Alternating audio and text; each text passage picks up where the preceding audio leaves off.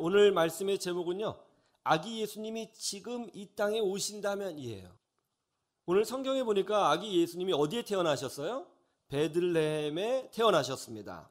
성경에 예언되어져 있는 그 지명 그대로 가신 거죠. 그러니까 성경은 아주 단순하고 심플합니다. 해석하고 풀어내고 할 자시구가 필요 없어요. 그냥 베들레헴에 나신다고 했으니까 그냥 거기에 태어나신 거예요. 우주를 창조하신 그 하나님, 인간을 창조하신 그 하나님, 시내산에서 율법을 주신 그 하나님이 인간의 몸을 입고 인간의 역사 가운데로 들어오셨어요. 놀라운 일이죠. 정말 놀라운 일입니다. 그런데 더 놀라운 일은 뭐냐면요, 오늘 성경을 읽어보니까 예수님이 이 땅에 오셨는데 어디에 오셨다고요? 베들레헴에 오셨는데 이 베들레헴 사람들이 예수님, 그 위대하시고 전능하신 예수님이 오셨는데 그 사실을 베들레헴 사람들이 몰랐다는 것입니다. 아무도 몰랐어요. 우리가 이렇게 성탄의 기쁨을 누리고 있잖아요. 예수님이 태어난 사건을 두고 지금 2000년 동안 성탄절을 지키고 있잖아요. 전 세계 사람들이 지금 성탄절을 지키지 않습니까? 심지어 이슬람 국가에도요, 이 성탄절 시즌 되면 백화점에 캐롤이 울립니다. 이슬람가에서도 말이죠. 이 정도로 성탄절이 어마어마한 절기인데요, 베들레헴 사람들은 정작 아기 예수님이 땅에 오셨다는 사실조차도 인지하지 못했다는 겁니다. 왜 그랬을까요? 오늘날도 예수님이 이 땅에 지금 오신다면, 물론 오셨지만 가정이에요.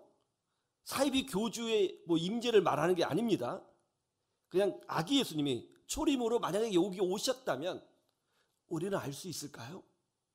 왜 베들레헴 사람들은 몰랐을까요? 제가 그 이유를 성경을 면밀히 검토해서 몇 가지 이유를 찾아냈습니다. 첫 번째는 너무 바빠서 몰랐어요. 한번 볼까요? 7절 말씀을 보세요. 첫 아들을 낳아 강보로 쌓여 구유에 누였으니 이는 여간에 있을 곳이 없음이러라. 요셉과 마리아는 갈릴리에 살고 있었습니다. 갈릴리는 지금 우리나라 지도로 말을 한다면 함경북도예요. 그런데 그 당시 로마 황제인 아구스도가 아주 특별한 명령을 내렸어요.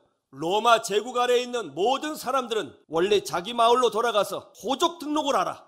요셉은 비록 갈릴리의 함경북도에 살고 있었지만 원적지는 베들레헴이었거든요. 베들레헴은 어디냐? 바로 보라동이에요.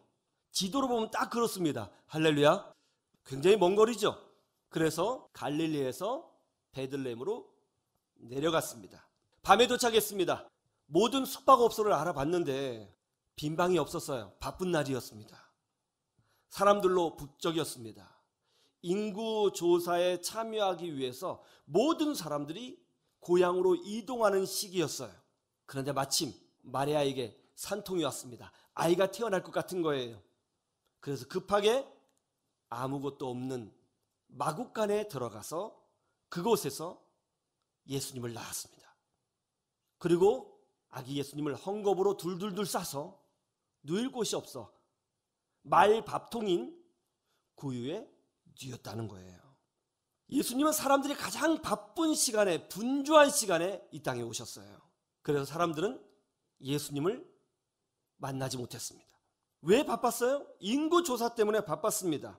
사람들이 갑자기 모여드니까 동네 전체가 바빠진 거죠. 그래서 그들은 예수님이 태어난 사실을 인식하지 못했습니다. 하나님을 생각할 틈도 없이 바쁘게 사는 것, 여러분, 그거 하나님의 뜻이 아닙니다. 마귀가 우리를 무너뜨릴 때 사용하는 가장 강력한 무기가 뭔지 아세요? 바쁘게 사는 삶이에요. 바쁘게 살면 하나님을 묵상할 수가 없습니다. 하나님은 천지를 창조하시고 제7일째 뭐 하셨어요? 안식하셨어요. 이날을 우리가 안식일이라고 부르죠. 아무리 바쁘게 살아도 7일째 되는 날은 모든 일을 내려놓고 바쁜 삶을 내려놓고 하나님을 묵상합니다. 그것이 하나님의 뜻이에요. 그런데 안식일만 있는 것이 아니에요. 안식년도 있습니다. 7년째가 되는 해 제7년째를 안식년이라고 해요. 이때는 농사를 짓지 않아요. 땅을 쉬게 내버려 둡니다. 땅을 쉬게 내버려 둬요. 그러면은 자연히 농부들도 농사를 짓지 않겠죠? 바쁘게 살지 않아요? 그 해는 주님을 묵상하고 쉼을 주신 주님을 기뻐하는 날이에요. 그런데 안식년만 있는 것이 아니에요. 안식년이 7번 되는 그 다음에 구구단을 외워볼까요? 77에 49. 잘 아시네요. 77에 49. 그죠? 그 다음에 50년째 되는 날이 있는데요. 50년째 되는 날을 희년이라고 불러요. 희년은 해방의 해, 자유의 해입니다. 희년이 되면 원래 내가 땅을 샀잖아요. 땅을 샀는데 이 땅을 원래 주인에게 되돌려줘요. 희년이 되면 농사도 짓지 않고요. 희년이 되면 노예도 자유를 얻습니다. 더 놀라운 게 뭔지 아세요? 은행에서 돈을 5억 빌렸잖아요. 희년이 되면 다 탕감해 줍니다. 빚을 갚기 위해서 바쁘게 살지 않도록 만들어주는 거예요. 하나님이 없는 바쁜 삶, 하나님 뜻이 아닙니다. 하나님을 잊을 정도로 바쁘게 살면 우리의 육신이 고장나는 거예요. 스트레스 받습니다. 그래서 암에 걸리고요. 또 정신적으로 문제를 일으키기도 하죠. 돈을 벌어서 행복하게 살려고 했는데요. 많은 사람들이 돈은 벌지만 행복하게 살지 못해요. 자연인이라고 하는 프로를 여러분 종종 보시죠? 어떤 분은 은행에서 근무했는데요. 지점장으로 생활을 했습니다. 정말 정신없이 바쁘게 살았다는 거예요. 그런데 어느 날 몸이 좀 아파서 병원에 갔더니 암이라는 거예요. 의사는 6개월 진단을 했답니다. 그래서 모든 걸 다 내려놓고 산에 들어왔다는 것이죠. 그리고 천천히 사는 삶을 익히기 시작했습니다. 그리고 그곳에서 홀로 하나님께 기도하고 성경을 읽고 묵상하기 시작했습니다. 의사는 6개월만 산다고 했는데 이분 10년째 살고 있다고 이야기하더라고요. 세상은 우리에게 이렇게 속삭이죠.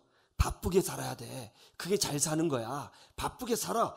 그래야 되는 거야. 그래야 열심히 사는 거지. 그렇게 이야기해요. 바쁘게 사는 거 참 좋습니다만은 하나님 없이 바쁘게 사는 삶, 하나님의 뜻이 아니에요. 많은 사람들이 바쁘게 살죠. 그것이 잘 사는 거라고 생각을 해요. 어떤 사람은 쉬는 날이 되면 불안해하는 사람이 있어요. 하루를 날려버리는 것 같은 느낌 들고 자기가 도태되는 것 같고 그래서 쉬지 못하는 사람이 있어요. 그리고 연휴가 되면 뭐하지? 뭘 해야 되는데 자꾸 뭘 하려고 그래요. 뭘 해요? 가만히 있으면 되지. 일 중독인 사람들이 있죠.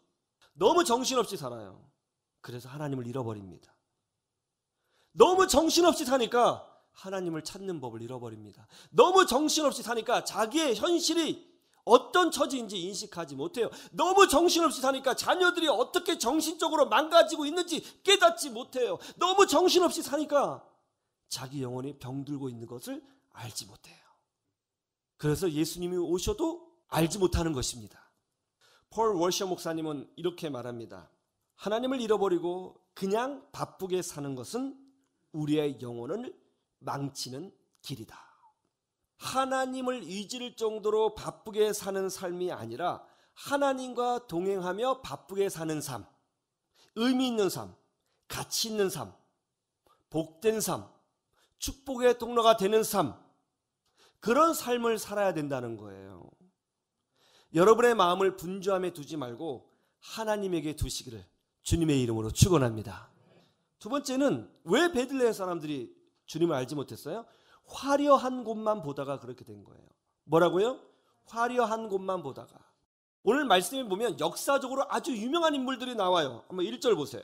누가 나와요? 가이사 아구스도. 가이사란 말은 시저라는 뜻이에요. 가이사 또는 케샤르라고 하기도 하죠. 여러분 많이 들어보셨죠? 가이사 아구스도는 율리어스 시저의 조카입니다. 원래 로마는 황제가 없었습니다. 국회의원들이 모든 것을 결정하는 공화정이었어요. 황제가 없는 그런 나라였죠.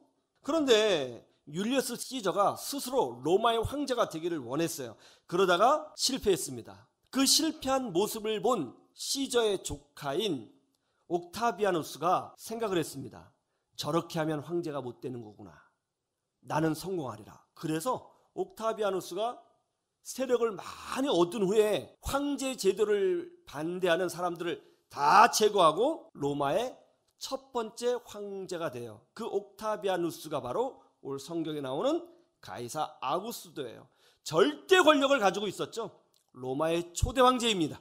황제가 되자마자 그는 아주 특이한 명령을 내려요. 로마 제국 안에 있는 모든 사람들은 호적을 등록하라.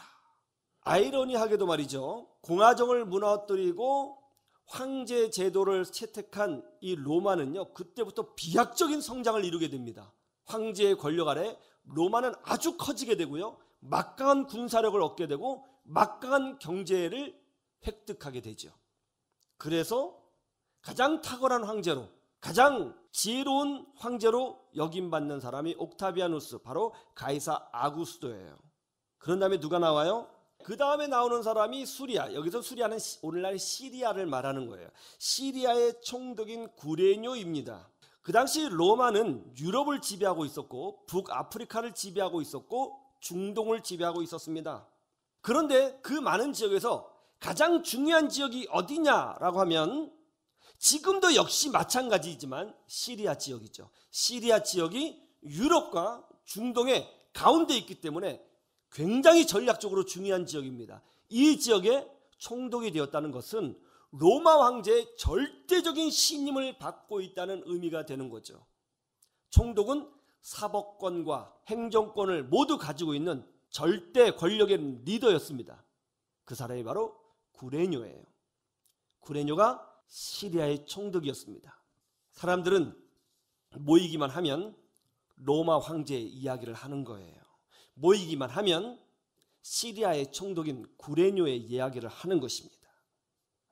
베들레헴 사람들이 모여서 하는 이야기의 화제거리는 온통 로마 황제의 이야기, 시리아 총독의 이야기였겠죠. 사람들의 시선은 온통 화려한 곳에 있었습니다. 유명한 사람, 대단한 사람, 절대 권력을 가지고 있는 사람, 정치인들, 기업인들, 장관, 대통령, 거기에 가 있었어요. 그리고 연예인들에게 가 있었어요. 그래서 낮고 낮은 곳에 오신 예수님을 인식하지 못한 것입니다. 구약 성경의 제일 마지막 책이 뭐죠? 말라기죠. 말라기. 그러면 신약 성경의 제일 첫 번째는 뭐예요? 마태복음이죠. 이 말라기하고 이 마태복음 사이가 기간적으로 약 400년의 차이가 나요. 그러니까 말라기에서 마태복음까지 400년의 이스라엘의 역사가 기록되어져 있지 않습니다. 왜 400년의 기록이 성경에 빠져 있을까요? 말라기에서 마태복음까지 왜 400년 동안 아무 기록이 없는 거죠? 그 이유는 하나예요. 선지자가 없었기 때문이에요. 선지자가 없으면, 말씀을 선포하는 주의 종이 없으면 성경이 기록되지 않습니다. 이때가 바로 이스라엘의 영적 암흑기예요. 말씀을 전하는 사람이 없습니다.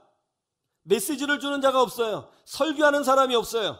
그러니까 이스라엘 백성들이 영적으로 말라가기 시작했어요. 죽어가기 시작했어요. 답답하기 시작했어요. 하나님이 정말 우리를 사랑하시는지 의심이 들기 시작했어요. 너무너무 힘들었어요. 그래서 이스라엘 민족들은 모일 때마다 눈물을 흘리며 기도했어요. 주여, 선지자를 보내주십시오. 이제는 외쳤어요. 그런데 놀라운 일이 벌어집니다. 400년 만에 선지자가 나타났다는 것입니다. 400년 만에. 어디에요? 아무것도 없는 광야에 선지자가 나타났다는 거예요. 그의 이름이 바로 세례 요한입니다. 그래서 사람들이 충격을 받았습니다. 선지자가 나타났다고? 온 사방에서 선지자를 만나러 모여들기 시작했죠. 이스라엘 사람들은 생각했어요. 400년 만에 선지자가 온다면 이스라엘 역사의 가장 중요한 땅이고 유명한 땅인 예루살렘에 오지 않겠는가. 가장 화려한 그곳에 선지자가 와야 되는 것 아닌가라고 생각을 했는데, 하나님은 선지자를 화려한 예루살렘 성전이 아니라 아무것도 없는 돌, 바람, 흙먼지만 날리는 그 광야에 선지자를 보내주셨다는 것입니다. 하나님의 눈은 화려한 곳이 아니라 가장 초라한 그곳에 머물고 계셨던 거예요. 하나님은 화려한 곳에 임하시지 않습니다. 이스라엘에 많은 용사들이 있었어요.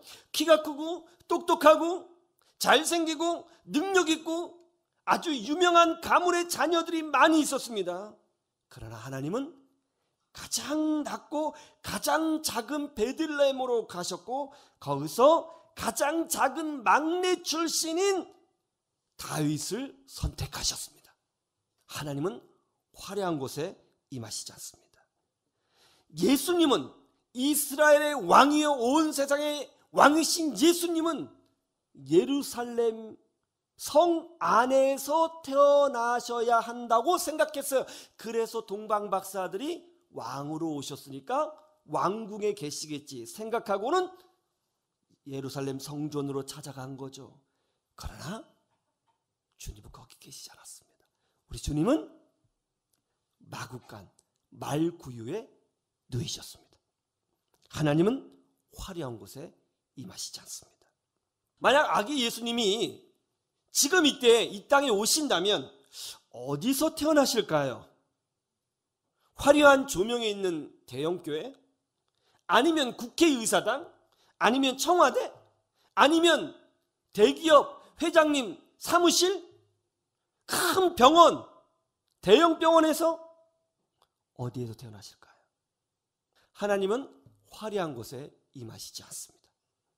인간들은 화려한 것을 좋아해요. 인간들은 사람들이 많이 모이면 그것이 힘이라고 생각합니다. 뭐 10만 명, 100만 명 모이면 우와, 우리가 이 정도야 이렇게 생각해요.